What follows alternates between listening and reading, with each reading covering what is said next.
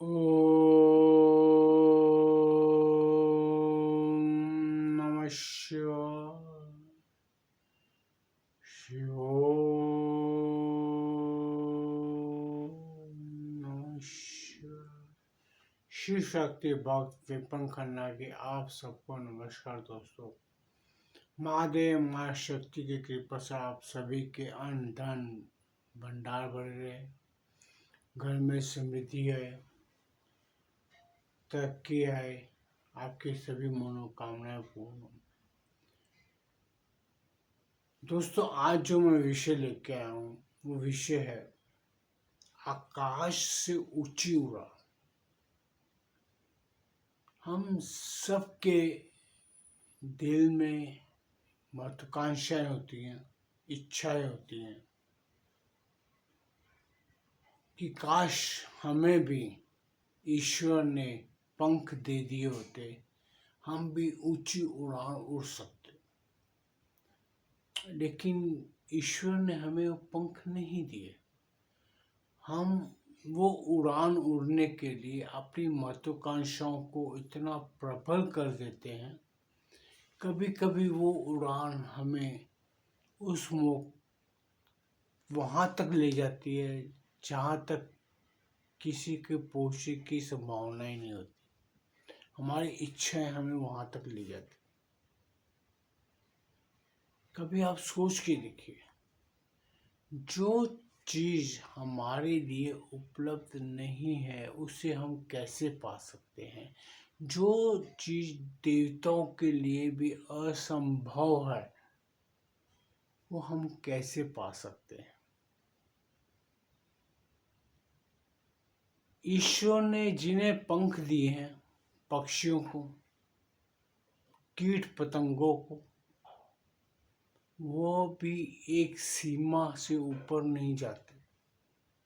आप कभी देखे अपने बाहर ही चिड़िया, कबूतर, कौवे, हर तरह तरह के पक्षी, उनकी भी उड़ान उड़ने की महत्वाकांक्षाएं होती हैं, बहुत ऊंचा उड़ना चाहते हैं।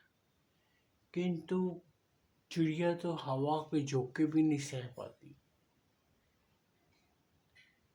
कबूतर भी इधर से उधर भटकते रह जाते हैं।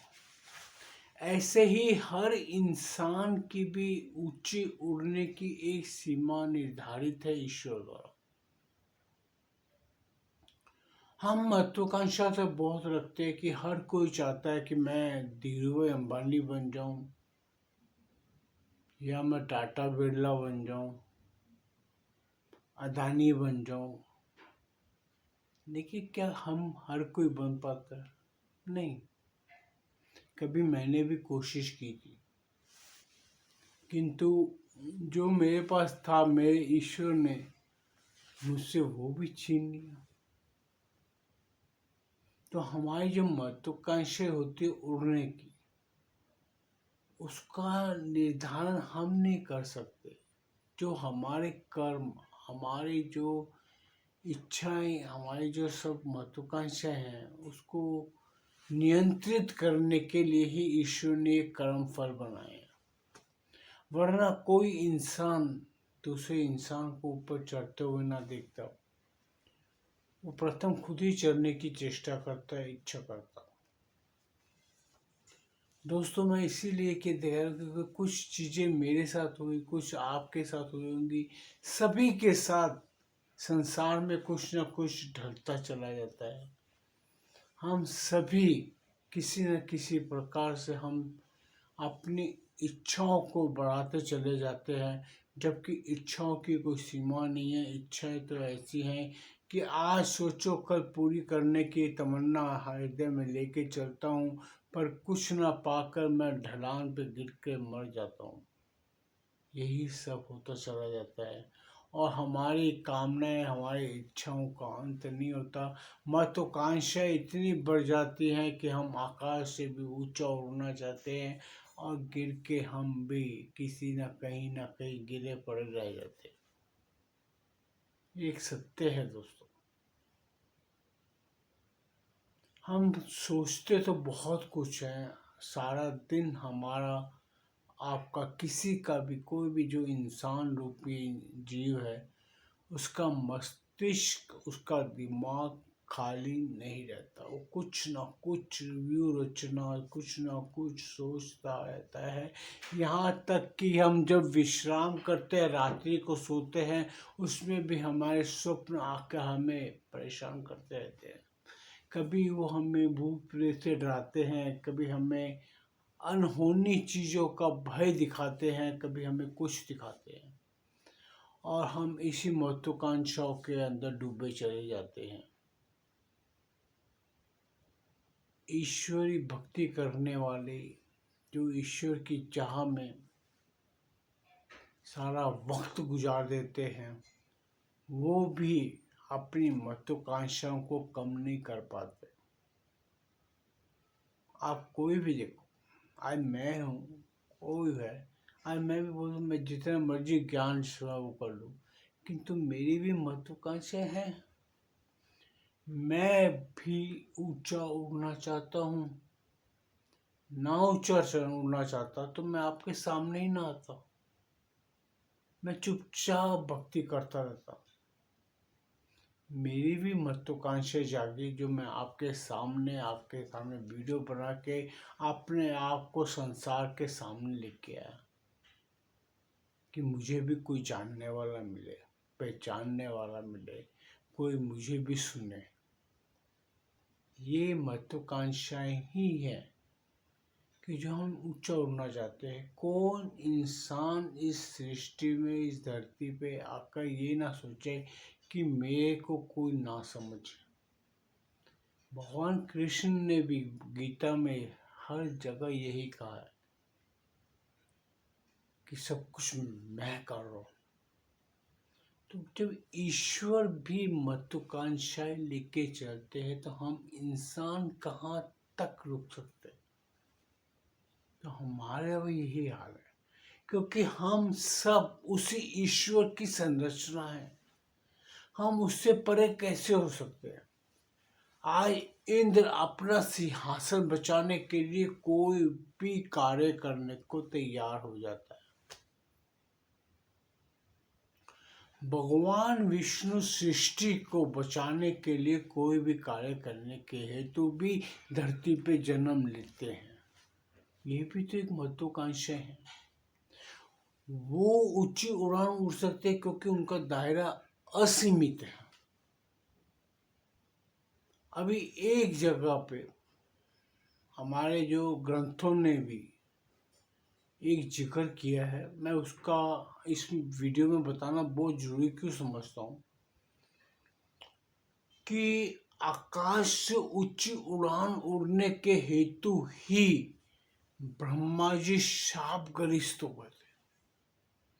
इसीलिए इस चीज से थोड़ा सा डर के भी रहना चाहिए। इच्छाएं प्रबल हो, किंतु इतनी ना हो कि आपकी आंखों के आगे पर्दा पड़ जाए और आप अपने आप को इतना महान, इतना समझदार, इतना ज्ञानी समझने लगे कि आपको कुछ भी सत्यता का बोध ना हो। आप अपने आप को सत्य साबित करने के लिए आप ऐसे ऐसे दुष्ट कार्य कर जाए, ऐसे ऐसे कर्म कर जाते हैं कि जिसका कोई औचित्य नहीं रहता।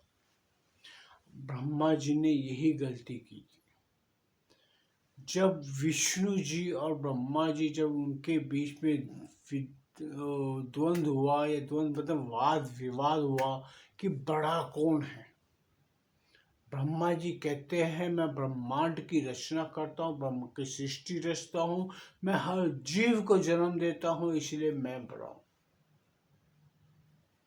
विष्णु जी ने केवल इतना ही कहा कि आपका जन्म मेरी नाभि में से हुआ है। नाभि कमल से ब्रह्मा जी पैदा हुए थे। तो दोनों में वाद विवाद हुआ कि बड़ा कौन छोटा कौन। बड़े छोटे के वाद विवाद में उनकी भी महत्वाकांक्षा थी कि बड़ा मैं बनूंगा तो मेरा सृष्टि में पूजन होगा। आज जब देवता भी अपने अपने पूजन के लिए इतना संघर्ष करते हैं, तो वो इंसान रूपी जीव जो हम पैदा हुए हैं, हम क्यों नहीं चाहेंगे कि हमारा भी मान सम्मान इज्जत समाज में बढ़े, हर कोई हमें भी पूजे, कर कोई हमारी साथ भी हमारी इज्जत दे, हमें भी मान सम्मान दे। लेकिन हम एक जगह पे ये भूल जाते हैं कि हम अपने कर्मों को नहीं सुधार पाते, हम अपनी वाणी पे नियंत्रित नहीं कर पाते, हम अपने हर छोटी मोटी अभिलाषाओं पे इतने ज़्यादा डूब जाते हैं कि हमें कुछ समझ नहीं आता। आकाश में तो उड़ना हम भी चाहते हैं, लेकिन हमारी सीमाएं निर्धारित हैं। हम उस सीमा से बाहर जाते हैं तो हम गिर के पड़ के कहाँ गिरते हैं पता भी नहीं चलता। ईश्वर हमें कहाँ पे अंगूठे के नीचे दबा देता हमें पता भी नहीं चलता। इसीलिए हम ऐसे ही रह गए। कोई भी इंसान इस सृष्टि पे जो पैदा हुआ वो ऐसे ही चला जाता है। अब ब्रह्मा और विष्णु में विवाद हो गया तो बीच में से अग्नि लिंग पैदा हुआ कि जिसका ना आदि नजर आए ना अंत नजर आए। धरती में कहाँ तक गया किसी को नहीं पता लग रहा था, आकाश में वो लिंग कहाँ तक है किसी से नहीं पता लग रहा था। तब ब्रह्मा और विष्णु के बीच में विवाद को सुलझाने के लिए विष्णु जी ने कहा कि ठीक है, मैं पताल की तरफ जाता हूँ, आप आकाश की तरफ जाओ, जितनी ऊंचाई है आप नापको, मैं पताल का एंड देख के आता हूँ, अंत देख के आता हूँ। दोनों क्या थे, इसमें भी ऊंचा उड़ना, जो देख के आएगा वो महान हो जाएगा। इसके अंदर एक चीज ये देखिए कि इंसान तो इंसान, ईश्वर भी अपनी महानता साबित करने के लिए कोई ना कोई नुस्खे, कोई ना कोई फॉर्मूले, कोई ना कोई प्रयोगात्मक कार्य करते आए हैं। तो हम इंसान उस महत्वाकांक्षाओं से कैसे हट सकते हैं? हम सभी इसी ऊंची उड़ानों के चक्कर में घूमते रहते हैं। कोई धन के नाराज में, कोई धन मेरे पास ज्यादा, वो कहता है मेरे पास ज्यादा, सब आपस में यही द्वंद्व करते रहते हैं। कोई ज्ञानी होगा, बोलेगा मैं ज्यादा समझता हूँ, वो कहेगा मैं ज्यादा समझ, आपस में बहसते रहते हैं। यही कार्य देवता भी करते हैं। तो एक ये मानव समाज में ये चीज की तकलीफ है ही है दोस्तों। वहां ब्रह्मा जी को अंत नजर नहीं आया, उड़ते उड़ते केतकी के फूल को अपना गवाह बनाकर धरती पे ले आए। ब्रह्म विष्णु जी तो नीचे पताल के एंड तक चले गए, उन्हें कहीं पे भी वो लिंग का अंतिम छोर ना ही मिला। बिल्कुल भी पता नहीं लगा कि उसका अंतिम छोर कहाँ है। बरसों बरस धरती के अंदर जाते गए, लिंग कहाँ तक गया किसी से पता ही नहीं है। और ब्रह्मा जी को भी पता नहीं लगा। ब्रह्मा जी ने तो आगे केतकी के फूल को अपने लिए गवाह बना के बता दिया कि मैं अंतिम छोर देख आया हूं। वहीं पे महादेव प्रकट हुए तो महादेव ने विष्णु जी को सम्मानित किया। विष्णु जी को देवताओं में सर्वश्रेष्ठ देव घोषित किया। इसीलिए आज तक विष्णु देव को मान सम्मान मिलता है। वो ऊंची उड़ान विष्णु भगवान को प्राप्त हुई। ब्रह्मा जी को अपूजनीय साबित करके शिव जी ने ब्रह्मा जी के जिस मुख ने, पांचवें मुख ने झूठ बोला, असत्य बोला, उस मुख को भगवान शिव ने अपने त्रिशूल द्वारा खंडित कर दिया। अब यहाँ पे एक तत्व दोस्तों और आता है। अगर ईश्वरी शक्तियां ये बताती कि ब्रह्मा विष्णु महेश तीनों एक है, शिव ने विष्णु का रूप बनाया, विष्णु से ब्रह्मा जी का रूप बना, वो ब्रह्मा जी का सिर का विच्छेद महादेव ने इसीलिए कर दिया, वो महादेव के उस मुख ने झूठ बोला। एक तरह से मैं बोलूं, साबित होता है कि भगवान शिव ही विष्णु है, विष्णु ही ब्रह्मा है। तो शिव और ब्रह्मा एक ही हो गए। ब्रह्म शिव जी ने अपने ही पांचवें उस मुख का विघन कर दिया जिस मुख ने झूठ बोला। आज इस ऊंची उड़ान उड़ने के लिए हम लोग भी कई बार इतने झूठ बोलते हैं, इतना असत्य का आकलन करते हैं, इतना असत्य लोगों से बोलते हैं। हम लोग डरते नहीं हैं, हमें भय नहीं सकता कि मेरा ये झूठ जिस दिन पकड़ा जाएगा, असत्यता के कारण मेरा भी सर्वज्ञ। जब शिव ने अपने ही संरचना, अपना ही एक रूप का पांचवा मुख काट दिया असत्य कहने के लिए, तो आप सोचो हम जो सारी जिंदगी इतना असत्य बोलते हैं, उसका परिणाम क्या होगा। हम ऊंची उड़ान उड़ने के लिए इतना कुछ गलत कर जाते हैं, कई बार हम इतना असत्यता का बोध भी नहीं करते, हम असत्य के मार्ग पे चलते चले जाते हैं। हमें सिर्फ क्या चाहिए, वैभव, मान सम्मान, इतना ऊंचा उठ जाओ कि मुझे कोई छू ना सके। कहाँ तक उड़ोगे। वो बाज गरुड़ जो विष्णु जी का वाहन है, गरुड़, संसार में उससे ऊंचा कोई नहीं उड़ सकता, जीव कोई नहीं, वो भी छू नहीं पाता, उसकी भी एक सीमा है। इन चीजों का दोस्तों हम कब तक, कहाँ तक जा सकते हैं। इसीलिए अपनी एक हर इच्छाओं को सीमित कीजिए, इतना ऊंचा मत उड़े कि जिसको संभालना हमारे लिए असंभव हो जाए, हम उस उड़ान को ही ना पकड़ पाए। हमें जितनी सीमा दी गई है, हमें उसी के भीतर ही अपने जीवन का यापन करें, अपना जीवन जिए। हम अगर 2 रोटी की भूख है तो कहते हैं कि 1.5 खाओ, 1 खाओ, 4 है तो 3 खाओ, जितनी जरूरत आवश्यकता से कम ग्रहण करो, तो आपको अपनी एक सीमा पता होगी। हम अपनी इच्छाओं द्वारा इतने बड़ा तकलीफों में चले जाते हैं, जिस पे पार पाना हमारे लिए असंभव हो जाता है दोस्तों। मैं तो बस यही कहूँगा कि वो कामनाएं धन की हो, ज्ञान की हो, ज्ञान भी प्राप्त करना एक सीमा तक ही है। आप कितना भी अर्जित कर ले, अंत में वो सब यही रह जाना है, हर चीज यही रह जानी है। हमें अपने जीवन काल का ही पता नहीं है, तो हम कहाँ किस अंधेरे राह पर भटके चले जाते हैं, जिस राह को हम पा ही नहीं पाते। हमारे लिए कुछ भी निर्धारित है, जो ईश्वर द्वारा निर्धारित है, हम उससे आगे नहीं जा सकते, हमारे बस में नहीं है। तो हम किस चीज के लिए हम भटकते। किसी को अगर एक गाड़ी मिल गई तो दूसरी मिल गई, तीसरी, वो कहता है कि मैं गाड़ी को इकट्ठा कर दो। किसके लिए एकत्रित कर रहे हो? आप कहाँ तक सब कुछ ढोते चले जाओगे।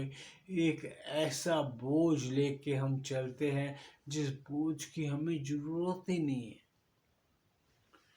अगर हमारा एक कपड़े से बस चलता है तो हम 50 जोड़ी कपड़े अपने अंदर समेट लेते हैं, जिसके हमें एक वक्त पे एक ही जोड़ी कपड़ा पहनते हैं। हमें आवश्यकता उतनी होती है, फिर भी हम सब कुछ इकट्ठा करते चले जाते हैं दोस्तों, जबकि हमको पता ही नहीं है कि हमने कल का सूर्योदय देखना भी है या नहीं। जिनके लिए हम भटक रहे हैं, वो औलादों के लिए या अपनी संतान के लिए, अपनी पत्नी के लिए, हर किसी के लिए हम भटकते रह जाते हैं। हमें पता ही नहीं कि वो हमें पूछेंगी कि नहीं पूछेंगी। हमारी जब उम्र ढलती चली जाती है, हम असहाय महसूस करते हैं, तब हमारे पास कोई होगा कि नहीं होगा। हम उनके लिए भी बुरे से बुरा कार्य करके भी धन अर्जित करना चाहते हैं, ऊंचा उड़ना चाहते हैं। कब तक? कभी सोच के देखिए। हम बहुत असहाय जीव है दोस्तों। हमारी तमन्नाएं, हमारी महत्वाकांक्षाओं का अंत नहीं होता। हम कब तक उड़ते जाओगे? वो पंख कभी थक कर टूट जाते हैं, थक कर गिर जाते हैं। जिन पंखों के सहारे हम उड़ना चाहते हैं, वो पंख भी एक बार साथ छूट जाते हैं। जिसके भरोसे पे हम आकाश में उड़ना चाहते हैं, वो पंख भी चले जाते हैं जो हमें ईश्वर ने दिए। जो हमारे पास है, हमसे उसी को भोगने की चेष्टा करें। इतनी अभिलाषा, इतनी इच्छा, इतनी महत्वाकांक्षाओं को तवज्जो मत दो कि जो आपको जीवन यापन करने के लिए भी कष्ट हो। सो दोस्तों, मैं अपनी वाणी को यही विराम देता हूँ। अगर हो सके तो मेरे वीडियो को पसंद आए तो लाइक कीजिए, चैनल को सब्सक्राइब कीजिए, बेल आइकन दबा दीजिए। फिर नया विषय लेके आपके सामने उपस्थित होऊंगा। तभी तक के लिए मुझे आज्ञा दीजिए। और महादेव, माँ शक्ति कृपा से आप सभी सुखी रहें, समृद्ध रहें। ओम नमः शिवाय।